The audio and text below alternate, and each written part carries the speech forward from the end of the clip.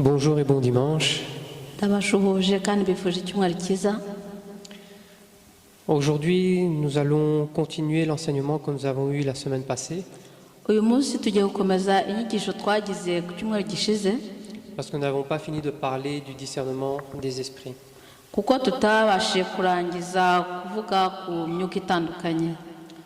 ceux qui n'avaient pas suivi, donc je vais faire un résumé.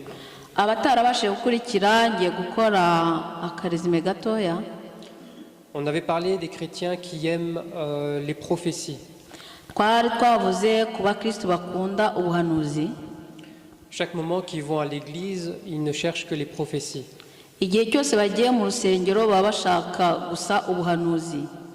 Alors que la Bible nous dit que Dieu parlait rarement.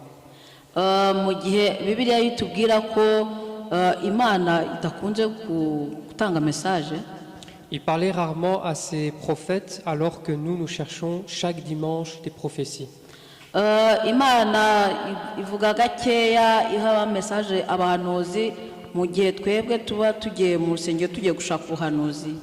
Nous avons aussi parlé du fait de recevoir une parole, de toujours la vérifier avec la Bible.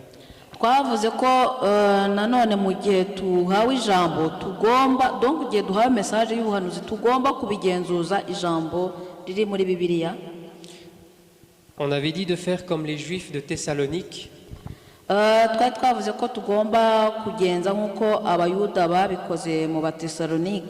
De vérifier l'exactitude des paroles. Nous avons aussi dit que les prophéties ne sont pas toujours pour nous faire plaisir.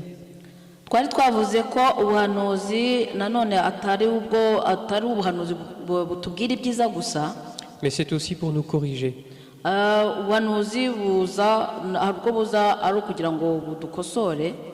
Dieu dit qu'il châtie ceux qu'il aime. Voilà, donc on avait parlé de l'Esprit de Dieu. C'est donc le Saint-Esprit. C'est l'Esprit qui se mouvait au-dessus des eaux.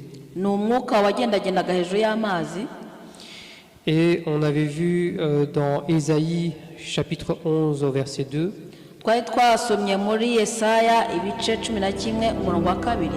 les 7 esprits de Dieu. Donc on avait vu le premier, c'est l'Esprit de l'Éternel. Esprit de sagesse, esprit d'intelligence, esprit de conseil, esprit de force, esprit de connaissance et esprit de crainte de l'Éternel.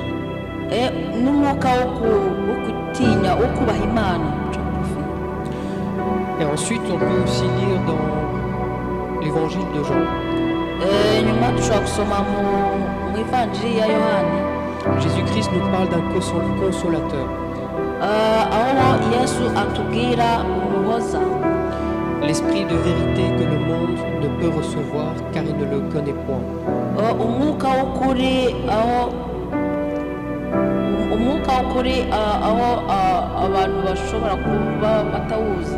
Mais vous le connaissez car il demeure avec vous et il sera en vous.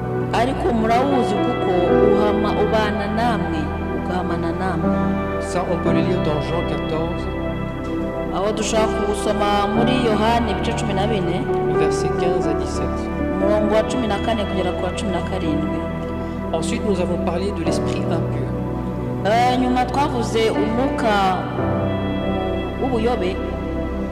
Ça, on peut le lire dans 1 Samuel chapitre 16. Au verset 4. On dit qu'un esprit mauvais vint tourmenter Saül.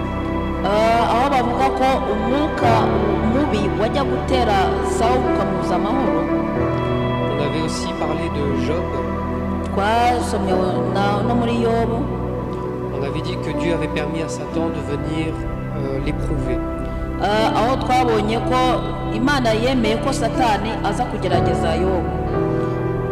On avait lu dans 1 Roi chapitre 22 twari twasomye mu bami ba mbere igice du verset 1 à 23. abami ba mbere ibice 22 Du verset 1 à 23. kuva ku murongo wa mbere kugera ku murongo wa 23. On dit que Dieu permet à un esprit de mensonge de séduire les prophètes. aho bavuga ko imana ireka umwuka w'ibinyoma ukaza gushukashuka abahanuzi. On avait lu que le roi de Juda, le roi Josaphat, twari twabonye ko umwami yosafate il est parti rendre visite au roi Akab, le roi d'Israël. aho yagiye gusura umwami wa Isirayeli witwaga Akabu. Et le roi d'Israël, donc Akab, a proposé à Juda d'aller faire la guerre, au roi de Juda d'aller faire la guerre à Ramoth. hanyuma umwami Akabu akabwira umwami akabwira umwami waraje kumusura ko bajya guteza intambara. Alors le roi Josaphat a proposé au roi d'Israël de consulter ce que l'Éternel disait. hanyuma umwami Yosafate akabwira umwami Akabu ko bagomba kubanza kugisha inama Imana.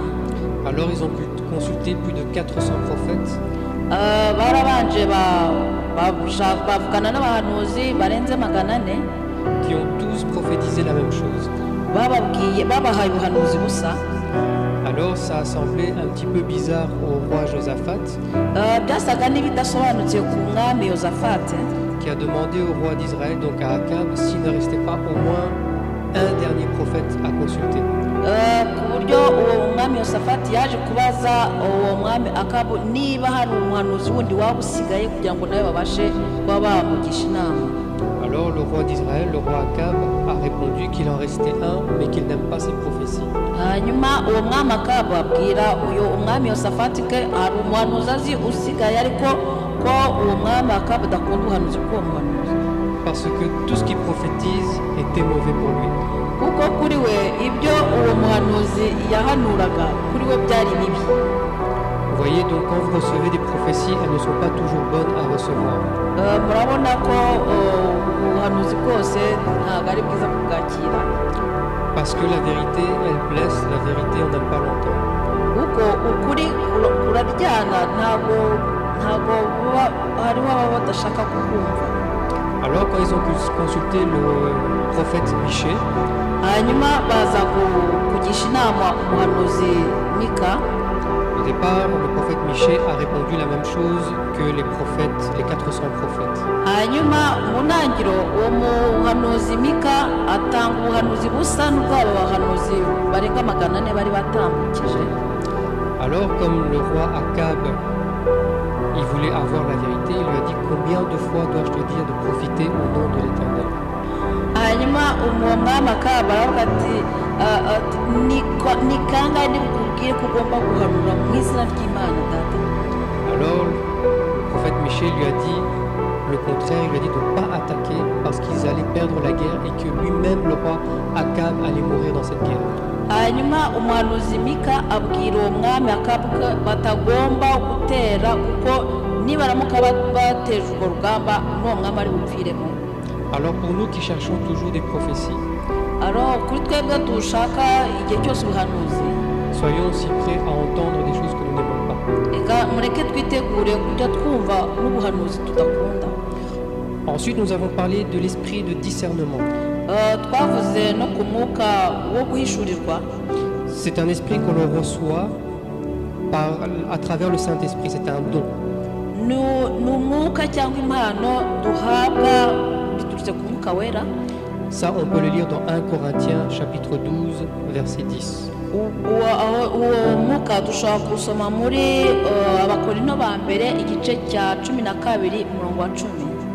Avant de passer au prochain esprit, je voudrais qu'on lise dans 1 Jean chapitre 4. mbere yo kujya ku wundi mwuka kuwusobanura ndagira ngo dusome muri Yohana wa mbere ibice 4. 1 Jean chapitre 4 verset 1 à 3. Si je peux demander à Michel de lire. Yohana wa mbere ibice 4 umurongo wa mbere kugera ku wa 1 Jean chapitre 4 verset 1 à 3. Bien-aimés, ne vous fiez pas à tout esprit, mais éprouvez les esprits pour savoir s'ils sont de Dieu, car plusieurs faux prophètes sont venus dans le monde. Reconnaissez à ceci l'Esprit de Dieu. Tout esprit qui confesse Jésus-Christ venu en chair est de Dieu. Et tout esprit qui ne confesse pas Jésus-Christ n'est pas de Dieu. C'est celui de l'Antéchrist, dont vous avez appris qu'il vient et qui, maintenant, est déjà dans le monde. Amen. Le lire en Kinyarwanda, si possible. Chapitre 4, versets 1 à 3.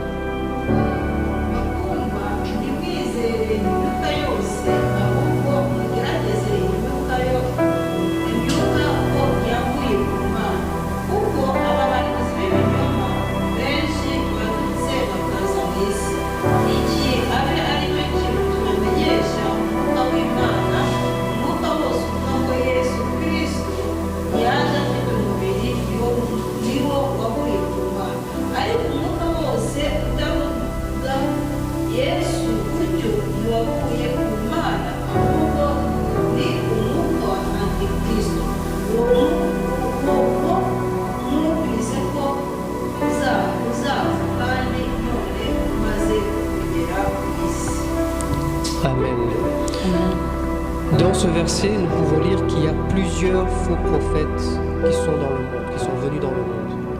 Muri ino verse dushobora kubonamo ko hari abahanuzi b'ibinyoma bagwiriye muri ino si. Donc quand vous consultez les prophètes, assurez-vous que ce soit un vrai prophète parce qu'il y en a plusieurs qui sont faux. Nimuzajya mujya kureba umuhanuzi mujye muba mwizeye neza ko ari umuhanuzi w'ukuri kuko hari abahanuzi benshi b'ibinyoma bagwiriye muri ino si. Ce verset nous dit aussi que l'Antéchrist dont vous avez appris la venue et qui maintenant est déjà dans le monde. Muri ino verse batubwira ko umwatikristo mwajyaga mwumva yamaze kuhagera deja yamaze kuza hano mu isi. Donc n'ajoutez pas foi à tout esprit comme cette parole le dit. Baratugisha inama ko muri ino verse batugira inama ko tugomba kutajya twumva ko ari iby'umwuka w'ukuri. Voilà, maintenant on peut passer au prochain esprit dont nous n'avons pas encore parlé.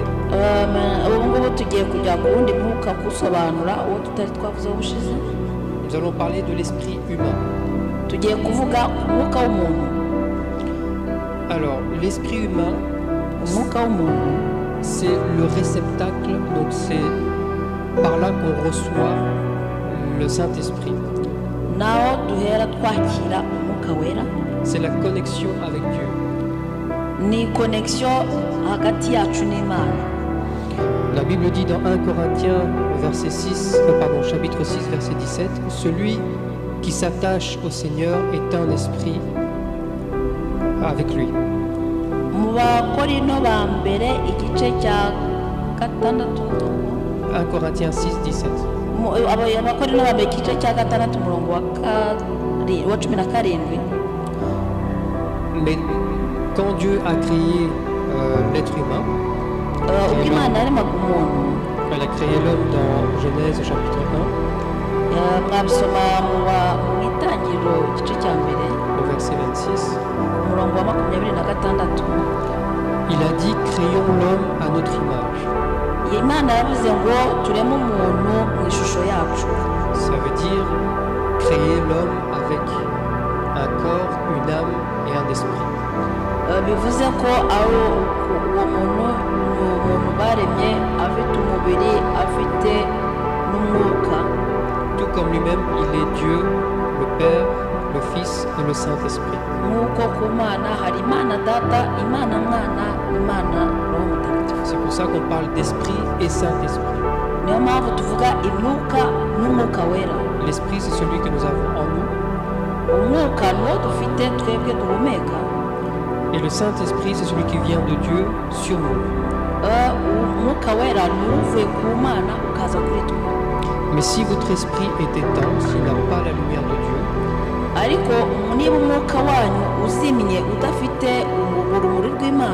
le Saint-Esprit ne peut pas venir en vous. Parce que le Saint-Esprit vit dans la lumière. Alors, on parle aussi dans Jean chapitre 17 de la prière sacerdotale, la prière que Jésus-Christ a faite. baravuga no muri yohana ibice 17 aho yesu yasenze. Jésus-Christ parle de Dieu comme étant un avec lui. aho yesu avuga ko yesu ni umwe n'imana. Et il demande que nous soyons, nous aussi, les hommes, un avec lui. natwe akadusaba ko tugomba kuba umwe nawe En esprit. mu mwuka. Jésus-Christ, pendant qu'il parlait avec la femme samaritaine dans Jean chapitre 4, aho yesu yaganiraga n'umusamariya muri yohana ibice 4, il a dit que celui qui prie Dieu doit le prier en esprit et en vérité. yamubwiye ko usenga imana agomba kuyisenga mu kuri no mu mwuka. C'est-à-dire que votre esprit doit être connecté avec Dieu dans la vérité. bivuze ko umwuka wanyu ugomba kuba connecté n'imana. La Bible dit que le Seigneur soit avec ton esprit. Bibiliya iravuga ngo imana ibe hamwe n'umwuka wanyu. Donc ton esprit en fait c'est ta source de vie intérieure. umwuka wawe ni ubugingo bwawe ufite. C'est ce qui donne la vie à ton corps, c'est ce qui anime ton corps. nicyo gituma ubasha kubaho. Et là-dessus je vais parler brièvement de la mort. ngiye kuvuga gato ku rupfu. Parce que nous avons une mauvaise pensée de la mort, nous n'avons pas la bonne définition de la mort. kuko ntabwo dufite igisobanuro cyiza cyerekeye uko urupfu ruteye. Nous pensons tous que la mort, c'est quand nous vivons plus et qu'on enterre le corps. kuko dutekereza ko urupfu ni igihe tuba tutakibaho umubiri barawushyinguye. Mais en réalité, la mort, c'est la séparation avec Dieu. ariko mu by'ukuri urupfu ni itandukaniro hagati ni separasiyo hagati y'urupfu n'imana. C'est quand votre esprit n'est pas en contact avec Dieu, vous êtes séparé de lui, vous êtes donc mort. iyo umwuka wawe utari en contact n'imana ni ukuvuga ngo uba warapfuye. L'apôtre Paul, il définit ceux qui ne sont pas chrétiens en disant « Ils sont vivants bien que morts ». intumwa paul avuga ko abantu batari muri yesu baba bameze nk'abapfuye bahagaze. La Bible parle de deux morts. bibiliya ivuga impfu ebyiri, ubwoko bubiri bw'impfu. La première mort, c'est la séparation d'avec Dieu. urupfu rwa mbere gutandukana n'imana. Et la deuxième mort, c'est quand les mauvais esprits sont anéantis dans le feu de l'enfer. urwa kabiri ni igihe imyuka mibi iba yacitse imbaraga, donc nta efe gifite nk'umuriro utazima. Si je peux donner un petit exemple, nshobora kubaha akagero gatoya. quand vous rentrez dans votre voiture, iyo mwinjiye mu modoka yanyu, quand vous mettez le moteur en marche, iyo mucanye imodoka igatangira kwaka, quand vous rentrez chez vous, vous déposez la voiture, vous la parquez, iyo mugeze mu rugo mushyira imodoka muri parikingi, vous éteignez le moteur, vous sortez de la voiture. mukazimya moteri mugasohoka mu modoka. Est-ce que ça veut dire que votre voiture ne fonctionne pas ou bien c'est juste que vous avez éteint le moteur? ese biba bivuze ko imodoka yanyu itakibasha kugenda cyangwa nuko nyine muba mwajimije moteri? C'est la même chose avec le corps. ibyo bimeze kimwe n'uyu mubiri twambaye. C'est pas parce que votre corps est au sol dans un cercueil qu'il est mort. ntabwo bivuze ko igihe umubiri wanyu uri muri uri mu isanduku bamwe baba bagiye kugushyingura ko uba wapfuye karema. Parce que si un esprit revient, il peut prendre contrôle et réanimer ce corps. kuko iyo umwuka aje ashobora kongera akinjira muri uwo mubiri uryamye mu isanduka, umubiri ukongera ukaba muzima. C'est pour ça quand Jésus il a appelé Lazare qui était déjà mort depuis 4 jours. ni gutyo yesu ahamagaye lazaro wari wapfuye hashize iminsi 4. Son corps était déjà dans la tombe depuis quelques jours. umubiri we wari mu mva hashize iminsi. Mais Jésus-Christ, quand il appelait Lazare, il a appelé son esprit qui est revenu dans le corps et qui a réanimé le corps. ubwo yesu ahamagaga lazaro yahamagaye umwuka waje winjira muri lazaro yongera abaho. Donc la mort, c'est pas la mort du corps, c'est la mort de l'esprit. bivuze ko urupfu ntabwo ari urupfu rw'umubiri, ni urupfu rw'umwuka. Nous avons aussi vu qu'il y avait donc le corps, l'âme et l'esprit. Donc hari umubiri, umwuka n'ubugingo. Vous pouvez avoir votre âme qui est souffrant à cause des blessures, mushobora kubona umwuka wanyu navuga uwo muhumeka cyangwa utuma mubaho utuma ukabona murababara à cause des épreuves. bitewe n'ibigeragezo murimo gucamo. Mais l'esprit reste ferme parce qu'il est toujours nourri par Dieu. ariko umwuka uhama ufite imbaraga kuko ukorana n'Imana. Donc quand vous restez à lire la Bible, quand vous concentrez dans la Bible, quand vous approchez de Dieu, igihe muba murimo gusoma ijambo ry'Imana mwumva mwegereye Imana cyane, Dieu vous fortifie à travers votre esprit. Imana ibaha imbaraga inyujije mu mwuka wayo. Donc en fait votre esprit c'est la lampe de votre corps. Votre esprit c'est la lampe de votre corps. umwuka wanyu ni itara rimurikira umubiri wanyu. C'est à travers l'esprit que Dieu nous parle. Ni mu mwuka Imana ibasha kuvugana natwe. C'est pour ça que Romains, niyo mpamvu Abaroma il dit que l'esprit témoigne à mon esprit que je suis enfant de Dieu. niyo mpamvu mu Baroma handitse ngo umwuka umamiriza ko umwuka wera. Il dit que l'esprit témoigne à mon esprit que je suis enfant de Dieu. umwuka uhamanya ko umwuka wanjye wera uhamya ko ndi umwana w'Imana. Votre esprit peut tous les jours être régénéré par la puissance de Dieu. umwuka wacu igihe cyose uhora uba mushya kubera imbaraga z'Imana. On parle ici de la nouvelle naissance. hano batubwira ukuvuka gushya. Jésus-Christ, quand il parlait à Nicodème, il a dit « Ce qui est né de l'esprit est esprit, et ce qui est de la chair est chair. » ubwo Yesu yaganiraga na Nikodemo yaramubwiye ngo uwavutse wabyawe n'umwuka ni umwuka, wabyawe n'umubiri ni umubiri. C'est pour ça, si votre corps est faible, niyo mpamvu iyo umubiri wanyu ufite intege nke, votre esprit peut le relever. La parole de Dieu dit que celui qui est malade, l'esprit peut le relever, tandis que celui qui n'a pas un esprit allumé, qui n'a pas de lampe allumée, qui va le relever? umwuka ashobora guha umubiri wanyu imbaraga. L'esprit, c'est aussi à l'intérieur duquel Dieu vous met l'intelligence, la sagesse. uwo mwuka si ni naho Imana ishobora kubaha ubwenge ndetse n'ubuhanga. On peut voir ça dans le livre de Daniel. dushobora kubisanga hano mu gitabo cya Daniyeli. La Bible dit que Daniel avait un esprit supérieur. kuko hano baratubwira ko Daniyeli yari afite umwuka wo hejuru. Daniel pouvait interpréter les rêves. Daniyeli yabashaga gusobanura inzozi. Il pouvait interpréter les mystères. yashoboraga gusobanura ibintu by'amayobera. Quand vous avez votre esprit qui est allumé, iyo umwuka wanyu ufite urumuri, Dieu peut vous parler directement à vous. Imana ishobora kuvugana namwe nta handi binyuze, donc en direct. Il n'a pas besoin de passer par des prophètes pour vous parler.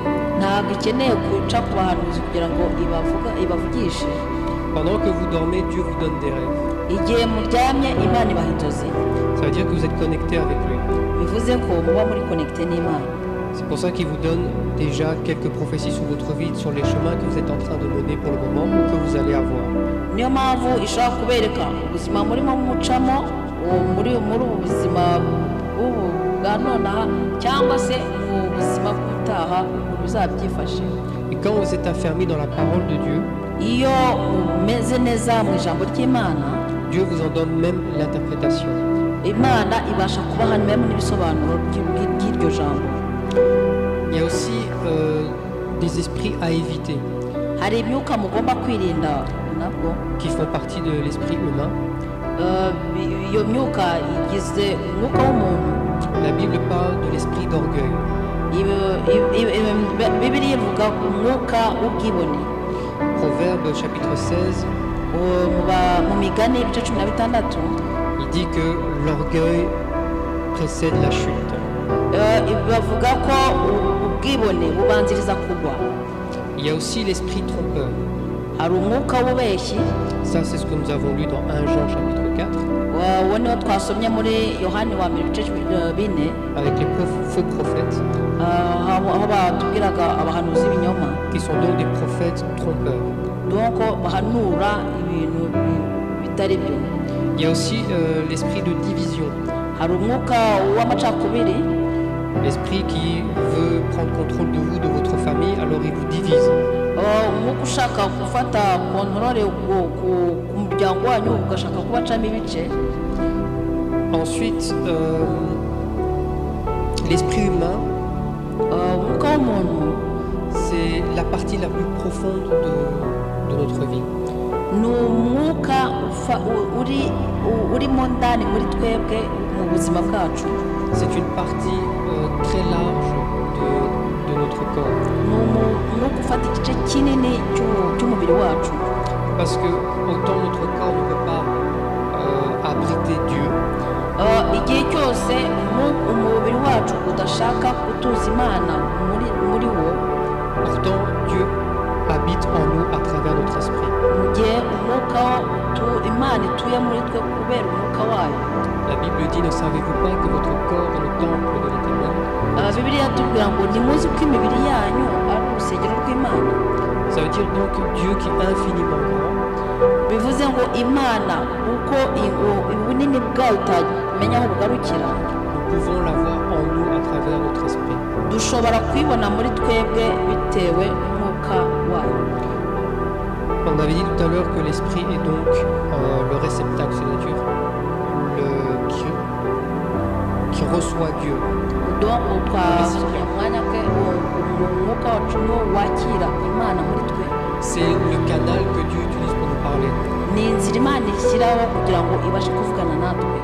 Dieu peut nous fortifier à travers ça, nous illuminer à travers notre esprit. Imana ishobora kuduha imbaraga binyuze mu mwuka wacu, kimwe n'uko ishobora no gushyira urumuri muri twe binyuze mu mwuka. Il peut nous guider à travers le Saint-Esprit. ishobora kutuyobora bitewe n'umwuka wera.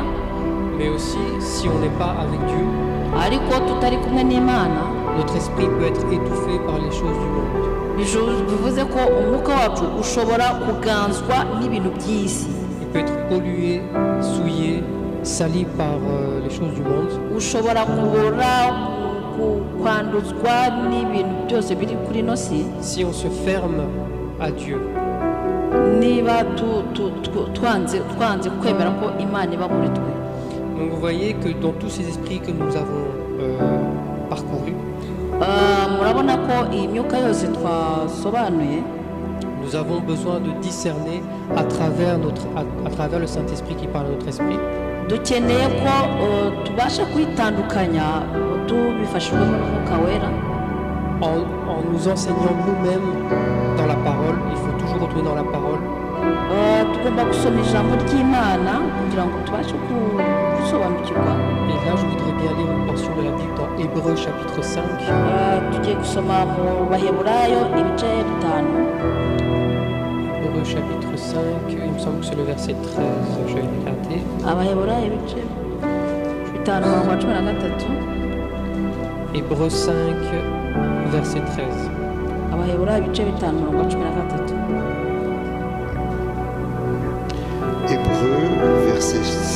Hébreux, chapitre 5, verset 13. Or, quiconque en est au lait n'a pas l'expérience de la parole de justice, car c'est un enfant. Amen. Amen. Donc ici, on nous parle des esprits qui n'ont pas encore la formation, qui n'ont pas encore une base solide dans la parole de Dieu. Hano baratubwira imyuka ibitaragira imbaraga zikwiriye mu ijambo. Il est comme un enfant, il est comme un bébé qui a besoin de lait. aba ameze nk'umwana ukinywa amata. On peut lire la suite au verset 14. dushobora gusoma umurongo ukurikiyeho kuri 14. Verset 14. Mais la nourriture solide est pour les hommes faits, pour ceux qui, par l'usage, ont le sens exercé au discernement du bien et du mal. Amen. Donc ici, on parle maintenant des personnes qui ont une base solide dans la parole de Dieu. aha baratubwira abantu bamaze kugwiza imbaraga ry'ijambo ry'Imana muri bo. La Bible dit qu'ils sont exercés, qu'ils sont des hommes qui sont faits, des hommes qui sont exercés. Bibiliya iratubwira ko ari abantu baba bamaze kuba barakoze imyitozo donc baramenyereye bakomeye mu ijambo. J'attire votre attention sur le mot fait. Ndagira ngo muce akarongo kw'iri jambo. Les hommes faits veut dire des personnes qui sont finies, des personnes qui sont complètes. Donc bivuze ko ni abantu baba bamaze kugwiza imbaraga muri bo donc bumva buzuye. Ensuite, je tiens votre attention sur la phrase suivante. Pour ceux dont le jugement est exercé par l'usage à discerner ce qui est bien et ce qui est mal. Ndagira ngo muce n'ako karongo k'iryo jambo ryo kumenya gutandukanya icyiza n'ikibi. Ici, cette phrase veut dire que ce sont des personnes qui rencontrent à chaque fois les mêmes situations. Bashaka kutubwira ko ni abantu kenshi bakunze guhura n'ibintu biba muri situation zimwe et qui finissent par discerner ce qui est bien et ce qui est mal. hanyuma bakabasha gutandukanyamo ibyiza n'ibibi. Ça veut dire que quand ils rencontrent une situation qui a l'air d'être une situation mauvaise, bivuze ngo iyo bahuye na situation isa naho ari mbi, ils peuvent vous dire que c'est une situation qui est bonne en fait. bashaka kuvuga ko ari situation ari nziza parce qu'ils sont exercés à discerner le bien du mal. kuko bitoje kumenya gutandukanya ikibi n'icyiza. Ou alors qui ont des situations qui ont l'air bien mais qui en fait sont mal. cyangwa se ugasanga ni situation isa naho ari nziza ariko ari mbi. Donc je vous encourage à toujours chercher l'Esprit de Dieu, à rester connecté avec lui. Ndabagira inama yo gukomeza kugira connexion n'Umwuka Wera. Parce qu'on n'avez pas besoin de voir des prophètes. Dieu vous parle directement quand vous êtes connecté à lui. Kuko iyo muri connecté n'Imana ntabwo mukeneye abahanuzi bo kuza kubahanurira kuko muri connecté n'Imana. La Bible nous encourage à chercher le don du discernement. Ijambo ry'Imana, Bibiliya idukangurira kugira umwete wo gushaka kugira umwuka wo kumenya gutandukanya ikibi n'icyiza. Afin d'avoir l'intelligence et la sagesse de Dieu. Kugira ngo tugire ubwenge n'ubuhanga biva ku Mana. La Bible dit dans Proverbes, ijambo ry'Imana, Bibiliya itubwira mu migani que le discernement a pour comment on dit ça? Que le discernement a pour base l'intelligence. ko mu gitabo cy'imigani ijambo ry'Imana tubwira ko umwuka wo guhishurirwa muri wo ufite ubwenge de base déjà. Vous pouvez avoir l'intelligence de Dieu que en lisant la parole de Dieu. Dushobora kugira ubwenge bw'Imana mu gusoma gusa Bibiliya, mais aussi en vous entourant des personnes qui suivent Dieu.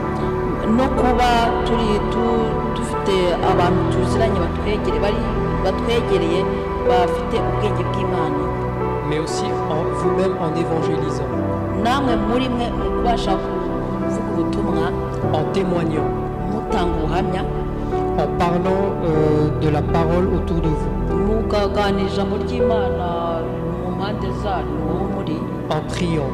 mu gusenga. Amen. Amen. Donc voilà, moi je voulais vous partager ça. Donc c'est une façon de discerner certains, plutôt ajouter à votre connaissance